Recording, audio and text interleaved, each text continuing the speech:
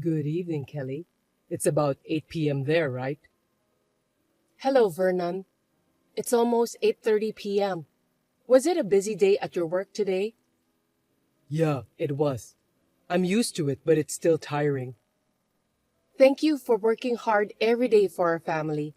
But now that your overseas assignment is over, you can finally come home, right? I'm sure the kids are looking forward to finally meeting you.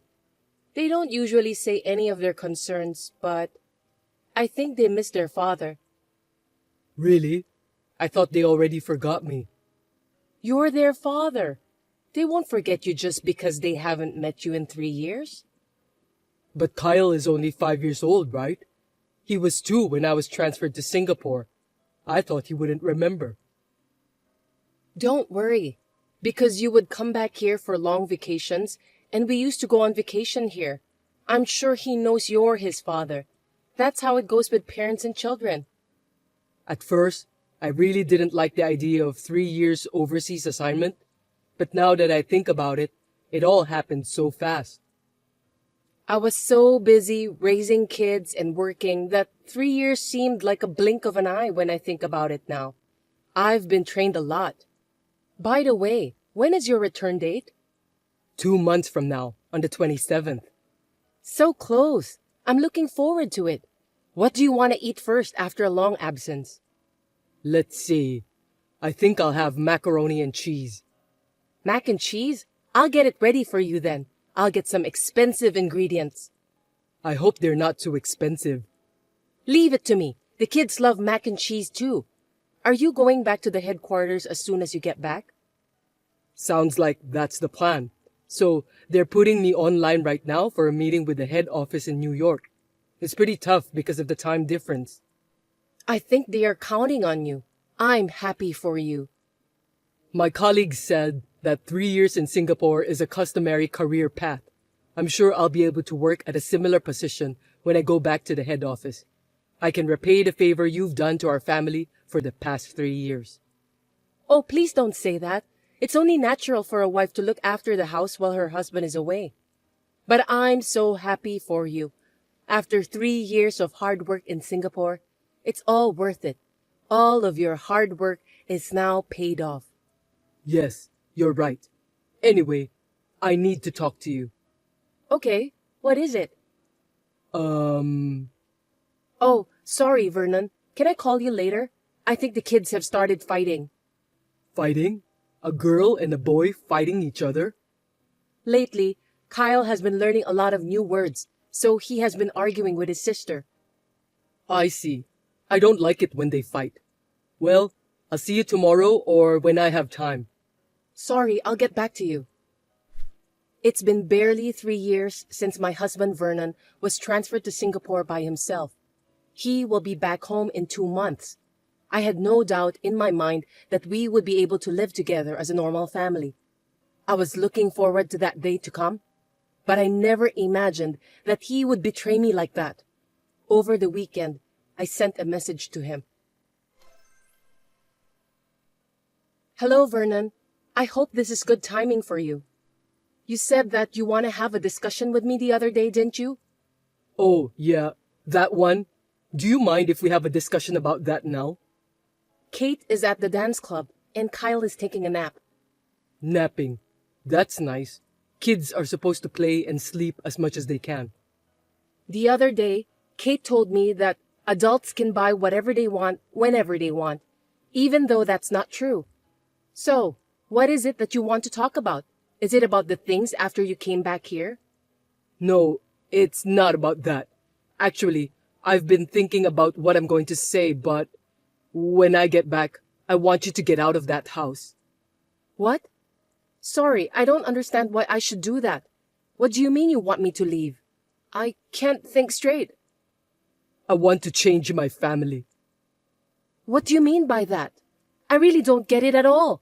Explain it properly so I can understand. Okay, calm down and listen to me. Actually, I met someone I like in Singapore. I'm in love with her. Someone you love? In Singapore? Yes, and I want to go back home with her and our child. A child? Is the child hers? Or is it yours? She's our child. She's 2 years old now. So you're saying you had a local wife there? You cheated on me and had a child with her, right? And that the child is 2 years old? That's just right after you were transferred there. So you're saying that you have a child there, but you just want to come back home without thinking about what you're gonna do next? The moment I met her, I knew that we were meant for each other. I knew she was the one. So I'm going to take her and the child back home to live in the house, and I want you guys to leave. Wait a minute. That's so selfish. Does she know I exist? You're married, remember? She doesn't know anything about you and the kids. I can't tell her that. So I want you to shut up and get out of that house. Huh? Vernon, do you have any idea what you're talking about? I mean, you're cheating on me. That's a great betrayal. Betrayal or not, it's my life, so I can live it the way I want. It's none of your business. How can it be none of my business? You have to take responsibility. As for me, what are you going to do about Kate and Kyle? Are you going to divorce me? Pay for the alimony and child support? I'm going to feed my new family, remember? That's why my money will go to my new family. Are you saying that you're not going to pay me alimony or child support? No kidding. That's so selfish of you. You work for the government employee, and you've been living with the kids for the last 3 years. So you don't need me to be there for you, right? She needs me. That's why I want to support her properly. Are you saying you're coming back with that girlfriend of yours? We're getting married. So I'm going to go back home first, clean up the house. Also, I'll get divorced from you, pick her up, and come back. So you're going back and forth, aren't you? That sounds like a lot of work. That's why I wanted to tell you about the divorce and the house first. Then, even if it's less than 2 months from now, I'm sure that you're ready to move out. I don't know. Is it really that big of a deal? You're asking me out of the blue. After 3 years of your absence, I thought we'd finally be able to live together as a family in this house. I'm really sorry about that, but it's going to be me and my new family living in the house. I'm sorry for the short notice, but I need you to step aside for the sake of my happiness. That's too selfish. Why should I step aside for your happiness? What about our family's happiness? But this is a decision that's been made. You'll have to leave the house as soon as possible. And of course, move your stuff out neatly so that my new family and I can move in comfortably. I'll come back home once in 2 months, on the 15th, and we'll discuss about the divorce. I'm not going to change my mind. Are you really going to divorce me, Vernon? Of course. I'm getting a divorce and I'll be marrying my girlfriend. If you divorce me, I won't forgive you. After such a terrible betrayal, I'm going to make sure I'm thoroughly done with you. Wow, that's a scary thing to say. I'll make sure you pay for the alimony and child support for the kids. I'm not going to just sit back and cry myself to sleep while you're doing this horrible thing to me. There's no way I can afford the money, so give up. You know what people say, that you can't give what you don't have, don't you? I'll do whatever it takes to make you pay for those. Even if it takes decades. And I don't like the idea of letting you have your own way. If anything, I don't want you to be happy. I'm going to fight you with everything I've got. Be prepared. I don't know what you're gonna do, but don't do anything nasty. I was both angry and annoyed at Vernon. I couldn't even understand why I had married him. Everything just went blank inside my head. But I am a mother of 2 children. I couldn't just stand by and watch with my fingers crossed. My son woke up from his nap and patted me worriedly on the back, bringing me back to my senses. I then proceeded with my preparations.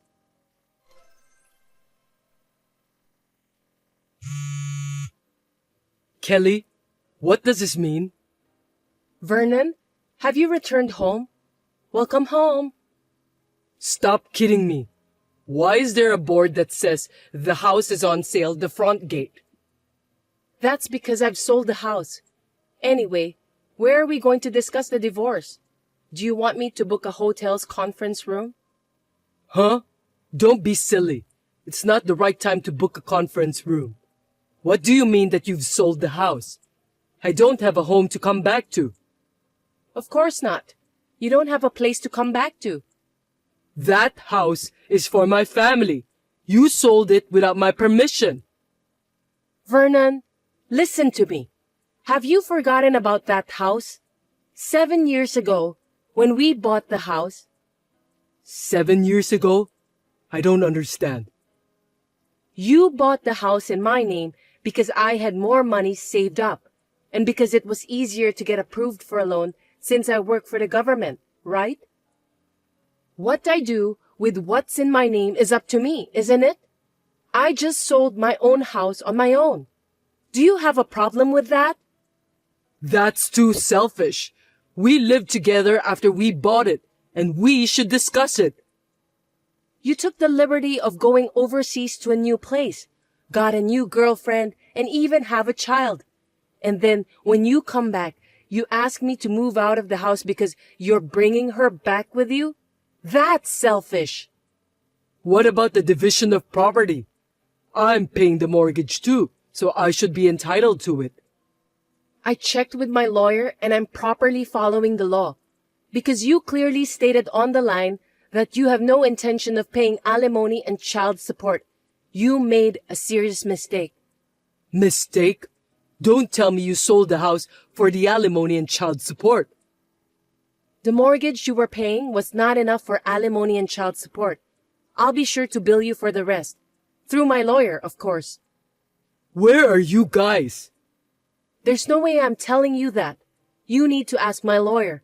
Besides, I don't want you coming to see me and the kids. You're having so much fun taking away my place of refuge. You're the worst kind of person. How dare you? You sounded so happy when you tried to kick us out of the house. Did you have fun making a local wife, even though you were still married to me? Did you enjoy living with your local wife and daughter there? Well, that's what you deserve, so you'd better accept the bitter fact. We need to discuss the divorce first. Can you come to my lawyer's office? Lawyer's office? Yes, the office is in the front of the nearest station of your workplace. When you come, we'll talk about the divorce and the rest of the money. Of course, with my lawyer whom I can trust. Don't think you'll get away with this. Oh, and by the way, I'll call your company too. What? Why? The company has nothing to do with it. Because you cheated on your wife while you were away from home, and we're getting a divorce. You're not family anymore, so there will be a lot of procedures at the company. I don't know who the other party is yet, but if it's a coworker in Singapore or something, it's just too much. It can't be helped.